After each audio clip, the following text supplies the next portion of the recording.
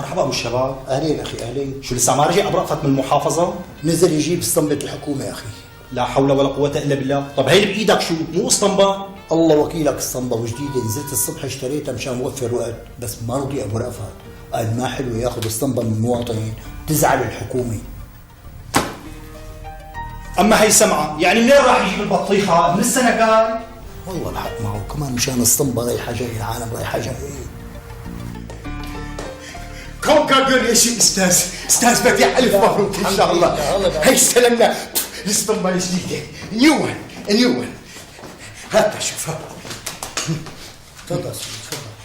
هي اختي يلا نزلي بقى.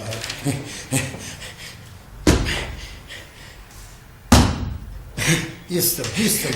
يا اخي غير شيء الاسطمبة الجديدة.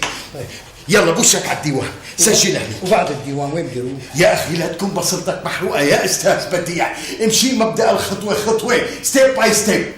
تحرك على الديوان. ستيب باي ستيب. السلام عليكم. أوف. شو هذا موظفين؟ ما بعرف، فتت ما لقيت حدا. بده يكون عندهم شيء اجتماع حزبي اليوم. لك الواحد عم يلاقي حدا على مكتبه ان كان باجتماع حزبي ولا بغيره. لا والله ما في اجتماع، امبارح كان اجتماع. لو سمحتوا شباب طلعوا لنا لبرا شوي بدنا نمسح. طول بالك اجل لي مسحك شوي بس نمضي هالورقات. يا اخي كيف بدك تمضي الورقه وما في موظفين؟ لك وين الموظفين؟ ارفع لي رجلك شوي بدنا نمسح. طول غير معروف. شوي يعني غير معروف. طب ايه غير معروف.